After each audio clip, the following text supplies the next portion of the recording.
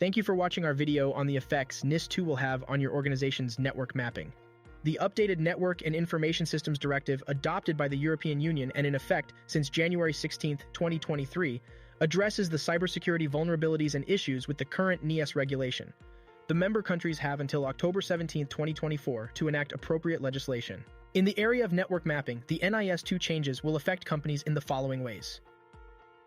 First, there is increased security requirements. NIS2 require companies to improve their network infrastructure security by having up-to-date Layer 2 network maps. Regular audits and review of these maps are required. Second, network transparency. Companies are required to be more transparent about their network structures, especially if they are in critical sectors. They are required to share network maps with government agencies. Third, incident reporting. In the event of a security breach or incident, companies will need to provide detailed network maps to investigators to help trace the origin and impact of the attack.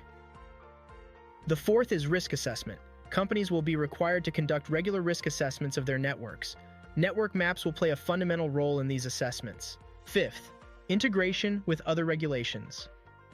With the introduction of NIS2, companies might find themselves juggling multiple regulatory requirements, including GDPR and HIPAA. Network maps will help ensure that the network is compliant with all regulations. The sixth changes affects vendors and third-party partners.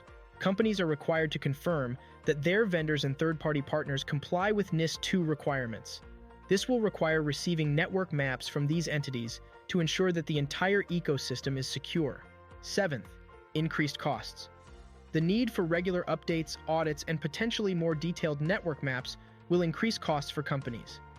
NIS2 recommends investing in more sophisticated network mapping tools or hiring experts to ensure compliance. The last effect is in training and awareness. With the introduction of NIS2, there will be a need for increased training among staff.